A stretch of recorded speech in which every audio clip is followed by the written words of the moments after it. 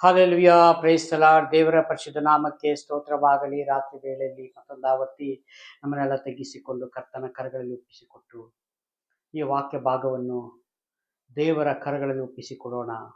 ಪವಿತ್ರಾತ್ಮರ ಕರಗಳಲ್ಲಿ ಒಪ್ಪಿಸಿಕೊಡೋಣ. ಅವರು ಮಾತನಾಡಲಿ. ದೇವರೇ ಅಪ್ಪ, ಸ್ತೋತ್ರ ರಾಜನೇ, ಈ ವಾಕ್ಯದೊಂದಿಗೆ ನೀವು ಮಾತನಾಡ್ರಿ ತಂದೆ. ಪವಿತ್ರಾತ್ಮರೇ, ನೀವು ಮಾತನಾಡ್ರಿ. ನಾವು ಕೇಳುತ್ತೇವಪ್ಪ ಸ್ವಾಮಿ, ಅದ್ರ ಪ್ರಕಾರನೇ ನಾವು ಜೀವಿಸ್ತೇವೆ. ನಿಮ್ಮ ಕೃಪೆ, ನಿಮ್ಮ ಸಹಾಯ ಎಲ್ಲವನ್ನು ನಮ್ಮೆಲ್ಲರ ಮೇಲೆ ಇರಲಿ. ಫಿಲಿಪ್ಪಿ ಬರೆದ ಪತ್ರಿಕೆ 4ನೇ ಅಧ್ಯಾಯ 6ನೇ ವಚನವನ್ನು ತೆಗೆದುಕೊಳ್ಳೋಣ. ಯಾವ ಸಂಬಂಧವಾಗಿಯೂ ಚಿಂತೆ ಮಾಡದೆ ಸರ್ವ ವಿಷಯದಲ್ಲಿಯೂ ದೇವರ ಮುಂದೆ ಕೃತಜ್ಞತಾ ಸ್ತುತಿ ಪ್ರಾರ್ಥನೆ ಮಾಡಬೇಕು. ಪೌಲನು ಫಿಲಿಪ್ಪದವರಿಗೆ ಹೀಗೆ ಬರೆದಿರೋ ಪತ್ರಿಕೆಯಾಗಿದೆ. ಅದೇ ರೀತಿಯಾಗಿ ದೇವರು ಇವತ್ತು ನಮಗೆ ಈ ವಾಕ್ಯದೊಂದಿಗೆ ಅದನ್ನೇ ನಮ್ಮನ್ನು ತಿಳಿಯಪಡಿಸಲಿಕ್ಕೆ ದೇವರು ಇಷ್ಟವುಳ್ಳವರಾಗಿದ್ದಾರೆ. ಹಾಗೂ ಅವರ ಮಾತಿನ ಮೇಲೆ ನಾವು ಈ ಭೂಮಿ ಮೇಲೆ ನಡಿಬೇಕು. ಹಾಗೂ ನಡೆದ ನಂತರ ನಮಗೆ ಎಲ್ಲಿಗೆ ದೇವರು ಪರಲೋಕ ರಾಜ್ಯವನ್ನು ಸೇರಿಸಲಿಕ್ಕೆ ಈ ವಾಕ್ಯ ಸಂದೇಶವನ್ನು ಧ್ಯಾನ ಮಾಡಿದಂಥವ್ರು ಪ್ರತಿಯೊಬ್ಬರಿಗೂ ದೇವರು ಇಟ್ಟಿರಂತಹ ಆ ಸ್ಥಳಕ್ಕೆ ನಮ್ಮನ್ನು ಕರೆದುಕೊಂಡು ಹೋಗುತ್ತಾರೆ. ಹಾಲೆಲೂಯಾ. ಹಾಗಾಗಿ ಯಾವ ಸಂಬಂಧವಾಗಿಯೂ ಚಿಂತೆ ಮಾಡಬೇಡ್ರಿ. ಚಿಂತೆ ಮಾಡದೆ ನಾವು ಯಾವ ವಿಷಯದಲ್ಲಿ ಚಿಂತೆ ಮಾಡೋದಂದ್ರೆ, ನಾವು ಪರಲೋಕ ರಾಜ್ಯವನ್ನ ಕುರಿತು ಚಿಂತೆ ಮಾಡ್ತಾ ಇಲ್ಲ. ಇವತ್ತು ಭೂಮಿಗೆ ಬೇಕಾದದನ್ನೆಲ್ಲವನ್ನು ಯೋಚನೆ ಮಾಡ್ತಾ ಇದ್ದೇವೆ. ಹಾಲೆಲೂಯಾ. ಆದ್ರೆ ಭೂಮಿಯಲ್ಲಿ ನಾವು ಗಂಟು ಮಾಡಿಟ್ಕೋಬೇಡ ಅಂತ ದೇವರ ವಾಕ್ಯ ಹೇಳ್ತದೆ. ಊಟ, ತಿಂಡಿ, ಕಾಫಿ ಎಲ್ಲ ಇದೆ, ಮನೆ ಬೇಕು, ಇದೆ, ಇದಕ್ಕೆಲ್ಲ ಬೇಕು. ದೇವರು ನಿಜವೂ ಖಂಡಿತ ಆಶೀರ್ವಾದ ಮಾಡ್ತಾರೆ, ಇದೆಲ್ಲ ರೈಟ್. ಆದರೆ ದೇವರನ್ನ ಬಿಟ್ಟು ಇದು ಯಾವುದನ್ನು ಸಂಪಾದನೆ ಮಾಡಿಕೊಳ್ಳಬೇಡ. ದೇವರಿಗೆ ಕೊಡುವಂತ ಸಮಯವನ್ನ ನಿಗದಿತಪಡಿಸು. ಅಂದರೆ ವಾಕ್ಯ, ಪ್ರಾರ್ಥನೆಗಳು, ಸಭೆಗೆ ತಪ್ಪಿಸಿಕೊಳ್ಳದಂತೆ ವಾಕ್ಯ ಉಪದೇಶವನ್ನು ಕೇಳಿಕೊಂಡು ಅದ್ರ ಪ್ರಕಾರ ಜೀವಿಸಿಕೊಂಡು ಬಾಕಿ ಸಮಯ ಕೆಲಸ ಮಾಡೋಣ. ಅದಕ್ಕೆ ದೇವರ ವಾಕ್ಯ ಹೇಳ್ತದೆ, 6 ದಿವಸಗಳನ್ನು ನೀನು ಕೆಲಸವನ್ನ ಮಾಡಿ ಮುಗಿಸಬೇಕು. 7ನೇ ದಿವಸ ಏನು? ನಿನ್ನ ದೇವರಾದ ಯೆಹೋವನು ವಿಶ್ರಮಿಸಿಕೊಳ್ಳುವ ದಿನ. ಅಂದರೆ ಭಾನುವಾರ ದಿವಸ ಯಾರು ಯಾವ ಕೆಲಸಗಳನ್ನು ನಡೆಸಬಾರದು ಅಂತ ಸ್ಪಷ್ಟವಾಗಿ ದೇವರ ವಾಕ್ಯ ನಮಗೆ ಕಲಿಸಿಕೊಡುವಂಥದ್ದಾಗಿದೆ. ನಮಗೆಲ್ಲ ಭಾನುವಾರನೇ ಕೆಲವೊಮ್ಮೆ ಅರ್ಜೆಂಟ್. ಹಾಗಾಗಿ ಅಂತ ಅರ್ಜೆಂಟ್ ಇದ್ರೆ ದೇವರಿಗೆ ಖಂಡಿತ ನ್ಯಾಯಬದ್ಧವಾಗಿದ್ರೆ ದೇವರದನ್ನು ಆಶೀರ್ವಾದ ಮಾಡ್ತಾರೆ. ನಾವು ಸುಮ್ಮನೆ ನೆಪ ಹೇಳಿಕೊಂಡು ಸೇವಕರಿಗೆ ನೆಪ ಹೇಳ್ಬೋದು, ಸೇವಕಿಗೆ ನೆಪ ಹೇಳ್ಬೋದು, ಸಭೆ ವಿಶ್ವಾಸಿಗೆ ನೆಪ ಹೇಳ್ಬೋದು, ಸುಳ್ಳುಗಳನ್ನ ಹೇಳ್ಬೋದು. ಹಾಲೆಲೂಯಾ. ಆದರೆ ದೇವಾದಿ ದೇವನು, ರಾಜಾದಿರಾಜನಿಗೆ ನಾವು ಕಣ್ಣಿಗೆ ಮರೆ ಮಾಡಕ್ಕಾಗ್ತದ? ಪ್ರಿಯನಾದ ಸಹೋದರ ಸಹೋದರಿಯರೇ, ಆಗುವುದಿಲ್ಲ. ಅದಕ್ಕೆ ದೇವರ ಕಣ್ಣು ಭೂಮಿ ಮೇಲೆ ನೀತಿವಂತನ ಒಬ್ಬನಾದ್ರೆ ಇದಾನ. ಹಾಲೆಲೂಯಾ. ಆ ನೀತಿವಂತನಾಗಿ ಯಾರು ಕಾಣಿಸಿಕೊಳ್ಳಬೇಕು? ಹಳೆ ಒಡಂಬಡಿಕೆಯಲ್ಲಿ ನೋಡುವಾಗ ನೀತಿವಂತನಾಗಿ ಕಾಣಿಸಿಕೊಂಡಿದ್ದು ನೋಹ. ಆ ನೋಹನ ಕುರಿತು ನಾವೆಯಲ್ಲಿ ಅವನ ಮುಖಾಂತರ 7 ಜನ ರಕ್ಷಣೆ ಆಯಿತು. ಅವ್ರ ಫ್ಯಾಮಿಲಿ ವಿತ್ ಪ್ರಾಣಿ ಪಕ್ಷಿ ಅದೆಲ್ಲ ಬೇರೆ. ಹಾಲೆಲೂಯಾ. ಅದೇ ರೀತಿಯಾಗಿ ಇವತ್ತು ದೇವರು ನಮ್ಮನ್ನ ಕಣ್ಣಿಗೆ ನಾವು ಮರೆ ಮಾಡಲಿಕ್ಕೆ ಆಗೋದು. ದೇವರ ಕಣ್ಣಿಗೆ ಮರೆ ಮಾಡಲಿಕ್ಕೆ ಸಾಧ್ಯವಿಲ್ಲ. ನೀತಿ ಸ್ವರೂಪನಾದ ದೇವರು, ಕರುಣೆ ಉಳ್ಳ ದೇವರು, ನಮ್ಮನ್ನ ಸಹಿಸಿಕೊಂಡು ತಾಳಿಕೊಂಡು ನಮ್ಮ ಅಪರಾಧಗಳನ್ನೆಲ್ಲ ಯೇಸುಸ್ವಾಮಿ ತನ್ನ ಮೇಲೆ ಹಾಕಿಕೊಂಡರಲ್ಲ, ಅದಕ್ಕೆ ನಾವು ಕೃತಜ್ಞತೆ ಸಲ್ಲಿಸಬೇಕು. ಈಗ ಯಾರಾದ್ರ ಈ ಭೂಮಿ ಮೇಲೆ ಅಪರಾಧಗಳನ್ನ ಮಾಡಿದರೆ ನಮ್ಮ ನಿಮಿತ್ತ ಇನ್ನೊಬ್ರು ಯಾರು ಜೈಲಿಗೆ ಹೋಗ್ತಾರ?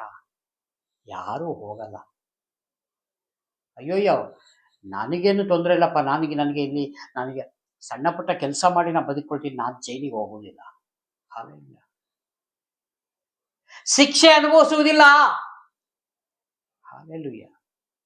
ಆದರೆ ಯೇಸು ಸ್ವಾಮಿ ಎಲ್ಲವನ್ನು ತನ್ನ ಮೇಲೆ ಹಾಕಿಕೊಂಡಿದ್ದಾರಲ್ಲ, ಅದಕ್ಕೆ ನಾವು ಹೇಗಿರಬೇಕು? ಎಂಥ ಕೃತಜ್ಞತೆ ಸಲ್ಲಿಸಬೇಕು ದೇವರಿಗೆ.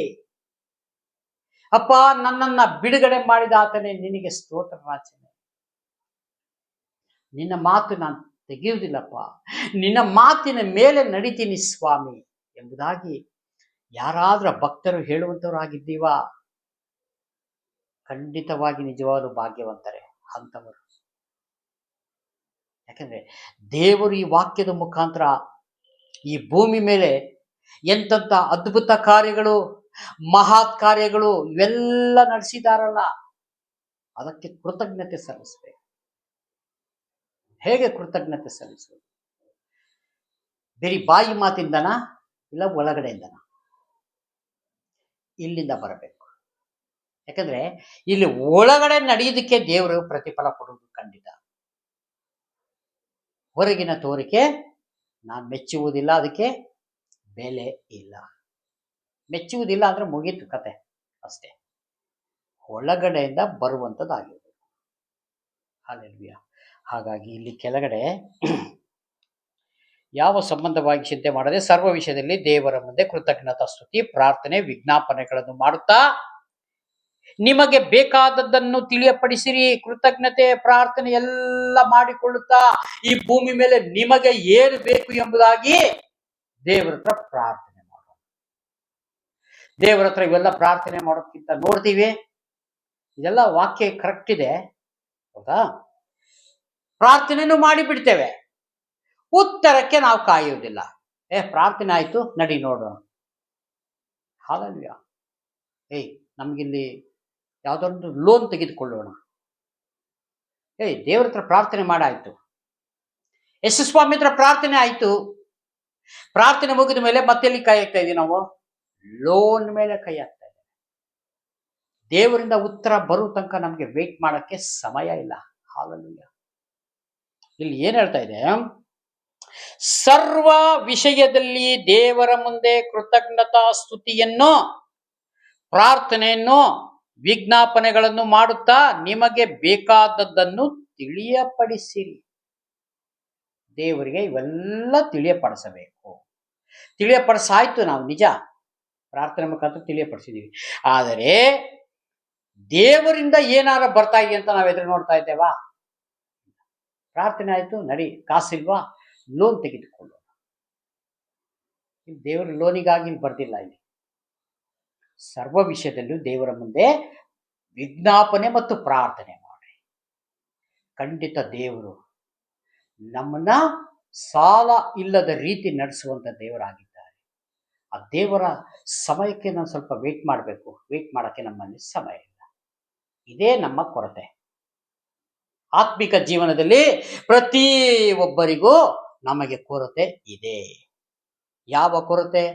ನಾವೆಲ್ಲ ಸೇವಕರು ಹೇಳಿದ ಪ್ರಕಾರ, ವಾಕ್ಯದ ಪ್ರಕಾರ ಪ್ರಾರ್ಥನೆಗಳನ್ನ ಮಾಡಿಬಿಟ್ವಿ, ರೈಟ್. ಬಟ್ ಅಲ್ಲಿಂದ ರೆಸ್ಪಾನ್ಸ್ ನಮ್ಗೆ ಏನ್ ಬರ್ತದೆ, ದೇವರಿಂದ ಉತ್ತರಗಳು ಬರುವುದಕ್ಕೆ ನಮ್ಗೆ ಸಮಯ ಇಲ್ಲ ಕಾಯಲಿಕ್ಕೆ. ಪ್ರಿಯನಾದ ಸಹೋದರ ಸಹೋದರಿಯರೇ, ಕಾಯ್ಬೇಕು. ದೇವರು ಯಾವುದೋ ಒಂದು ರೂಪದಲ್ಲಿ ಅದನ್ನ ನಮಗೆ ತಲುಪಿಸಲಿಕ್ಕೆ ಸಿದ್ಧರಾಗಿದ್ದಾರೆ. ಬಟ್ ನಾವಲ್ಲಿ ವೇಟ್ ಮಾಡಕ್ಕೆ ನಮಗೆ ಸಮಯ ಇಲ್ಲ.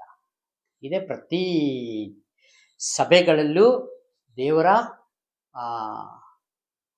ಅವರ ಕುಟುಂಬದಲ್ಲಿ, ದೇವರ ಅಂದ್ರೆ ಸಭೆಯ ಕುಟುಂಬದಲ್ಲಿಯೂ ದೇವರ ಮಂದೆ ನಾವೆಲ್ಲ ಕುರಿಗಳಾಗಿದ್ದೇವಲ್ಲ, ನಾವು ಕಾಯಲಿಕ್ಕೆ ಸಿದ್ಧರಿಲ್ಲ. ದೇವರ ಮಕ್ಕಳಾಗಿರುವ ನಮಗೆ ದೇವರು ತಿಳಿಯಪಡಿಸ್ತಾರೆ.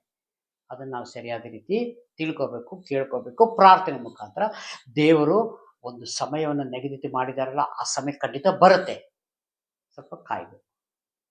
ನಮ್ಮಲ್ಲಿ ಕಾಯ ಪೇಷನ್ಸ್ ಇಲ್ಲ ಅಂದರೆ ಕೆಲವೊಮ್ಮೆ ಲೋನ್ ಕಟ್ಟಕ್ಕಾಗಲ್ಲ. ಅಯ್ಯೋ, ಎಷ್ಟು ಪ್ರಾರ್ಥನೆ ಮಾಡಿದೆ, ಲೋನ್ ಸಿಕ್ಬಿಡ್ತು, ಲೋನ್ ಕಟ್ಟಕ್ಕೆ ಹಣ ಆಗ್ತಾ ಇಲ್ಲ. ಹಾಲೆಲೂಯಾ. ಯಾರಿಗೆ? ದೇವರ ಮಕ್ಕಳಿಗೆ. ದೇವರ ಮಕ್ಕಳಿಗೆ ಈ ತರ ಕೊರತೆ. ದೇವರು ಆ ಪ್ರಾರ್ಥನೆಯನ್ನು ಕೇಳಿ, ಅಯ್ಯೋ ನನ್ನಿಂದ ಉತ್ತರ ಬರುವ ತನಕ ನಿನಗೆ ಸಮಯ ಇಲ್ಲವೋ? ಸಮಯ ಕೊಡುವಾತನು ನಾನೇ. ಅದಕ್ಕೆ ಸ್ವಲ್ಪ ನೀನು ವೆಯ್ಟ್ ಮಾಡಿದ್ರೆ ನಿನಗೆ ಈ ಸಾಲ ಸಂಕಟಕ್ಕೆ ಸಿಕ್ಕಾಕ್ಕೊಳ್ತಿರಲಿಲ್ಲ. ಹಾಲೆಲೂಯ. ಚೆನ್ನಾಗಿ ದೇವರ ಮಕ್ಕಳು ಮಾತ್ರ, ಯಾಕಂದ್ರೆ ನಮಗೆ ಯಾವತ್ತು ದೇವರ ಮಕ್ಕಳಿಗೆ ತಾಳ್ಮೆ ಬೇಕು, ಸಹಿಸಿಕೊಳ್ಳಬೇಕು. ಸಹಿಸಿಕೊಂಡರೆ ನಮಗೆ ಜಯ. ಹಾಲೆಲೂಯ. ಹಾಗಾಗಿ ಇಲ್ಲಿ ಕೆಳಗಡೆ ನೋಡಿ, ತಿಳಿಯಪಡಿಸಿರಿ, ಎಲ್ಲಾ ಗ್ರಹಿಕೆಯನ್ನು ಮೀರುವ ದೇವಶಾಂತಿಯು ನಿಮ್ಮ ಹೃದಯಗಳಲ್ಲಿ, ಯೋಚನೆಗಳಲ್ಲಿ ಕ್ರಿಸ್ತ ಯೇಸುವಿನಲ್ಲಿ ಕಾಯುವುದು. ಎಲ್ಲಾ ಗ್ರಹಿಕೆ, ತಾಳ್ಮೆ, ಪ್ರೀತಿ ಇವೆಲ್ಲ ಅಂದ್ರೆ ಕ್ರಿಸ್ತ ಯೇಸುವಿನಲ್ಲಿ, ಯೇಸು ಸ್ವಾಮಿಯಲ್ಲಿ ಕಾಯ್ತದೆ ಇವೆಲ್ಲ. ಹಾಲೆಲೂಯ. ಯಾವಾಗ ನಾವು ಪೇಷನ್ಸ್ ಅಂದ್ರೆ ನಮಗೆ ತಾಳ್ಮೆ ಬೇಕು, ದೇವರಲ್ಲಿ ತಾಳ್ಮೆ ಇರಬೇಕು ನಮಗೆ. ನಾವೊಂದು ಪ್ರಾರ್ಥನೆ ಮಾಡಿದ್ದೇವೆ ಸ್ವಾಮಿ, ಆ ಪ್ರಾರ್ಥನೆ ದೇವರೇ, ಪರಲೋಕ ಸ್ವಾಮಿ ಸಿಂಹಾಸನದ ಮೇಲೆ ಕೂತಿರುವ ದೇವರೇ, ಅದು ನಿಮಗೆ ತಲುಪಲಿ, ಅಲ್ಲಿಂದ ಉತ್ತರ ಬರುವ ತನಕ ನಾನು ಕಾಯ್ತೀನಪ್ಪ, ನಾನು ತಾಳ್ಮೆಯಿಂದ ಕಾಯ್ತೀನಿ ಸ್ವಾಮಿ ಎಂಬುದಾಗಿ ಯಾವ ಕುಟುಂಬಗಳನ್ನು ಈ ಪ್ರಾರ್ಥನೆ ಮುಖಾಂತರ ಕೇಳಿಕೊಳ್ಳುವವರಾಗಿದ್ದಾರೋ ಅವರಿಗೆಲ್ಲರಿಗೂ ಸಾಲ ಇಲ್ಲದ ರೀತಿ ನಡೆಸುವಾತನು ಎಬಿನೇಜರ್ ಆಗಿದ್ದಾರೆ. ಹಾಲೆಲೂಯ. ಎಬಿನೇಜರ್, ಸಹಾಯದ ಕಲ್ಲು. ಹೀಬ್ರೂ ಭಾಷೆಯಲ್ಲಿ ಎಬಿನೇಜರ್ ಅಂತ ಹೇಳಿದರೆ ಕನ್ನಡದಲ್ಲಿ ಟ್ರಾನ್ಸ್ಲೇಷನ್ ಅಂದರೆ, ಕನ್ನಡದಲ್ಲಿ ಅರ್ಥ ಸಹಾಯದ ಕಲ್ಲು. ಆ ದೇವರ ಯೇಸು ಸ್ವಾಮಿ ನಮಗೆ ಸಹಾಯ ಮಾಡುತ್ತೆ. ಅದಕ್ಕಾಗಿ ಈ ಕೊಟ್ಟಂತ ವಾಕ್ಯ ಸಂದೇಶಕ್ಕಾಗಿ ಸ್ತೋತ್ರ. ಮುಂದೆ ಇನ್ನೂ ಅನೇಕ ವಾಕ್ಯಗಳಿದೆ. ಇವತ್ತು ಈ ವಾಕ್ಯ ಸಮಯ ಮೀರಿದೆ, ಇಲ್ಲಿಗೆ ಮುಕ್ತಾಯ ಮಾಡೋಣ. ಪ್ರಾರ್ಥನೆ ಮಾಡಿಕೊಳ್ಳೋಣ. ಎಲ್ಲ ಕಣ್ಣು ಮುಚ್ಚಿ ಪ್ರಾರ್ಥನೆ ಮಾಡಿಕೊಳ್ಳೋಣ. ಪ್ರೀತಿ ಸ್ವರೂಪನಾದ ದೇವರೇ, ಕರುಣೆಯುಳ್ಳ ಕರ್ತಾವೇ, ನಮಗೆ ಸ್ತೋತ್ರಪ್ಪ. ಈ ವಾಕ್ಯದೊಂದಿಗೆ ನಿಮ್ಮ ಮಾತನಾಡೋದಕ್ಕಾಗಿ ಸ್ತೋತ್ರ. ಕಾಯುವಾತರು ಯಾರ್ಯಾರಿದ್ದಾರೋ ನಿಮ್ಮಲ್ಲಿ ಪ್ರಾರ್ಥನೆ ಮಾಡಿಕೊಂಡು ನಿಮ್ಮ ಕರ್ತನೆ ಉತ್ತರ ಬರೋ ತನಕ ಸ್ವಾಮಿ ಕಾಯುವಂತರು ಭಾಗ್ಯವಂತರಾಗಿದ್ದಾರೆ. ಅವರು ಯಾವ ಕಷ್ಟ ಸಂಕಟಗಳಲ್ಲಿ, ಗೋಳಾಟಗಳಲ್ಲಿ ಸಿಕ್ಕಿಕೊಳ್ಳದೆ ಅವರೆಲ್ಲರೂ ರಕ್ಷಣೆ ಮಾರ್ಗದಲ್ಲಿ ಸ್ವಾಮಿ ಸುಕ್ಷೇಮವಾಗಿ ಕಾಪಾಡುವಂಥ ದೇವರು ನೀನು ಸ್ವಾಮಿ.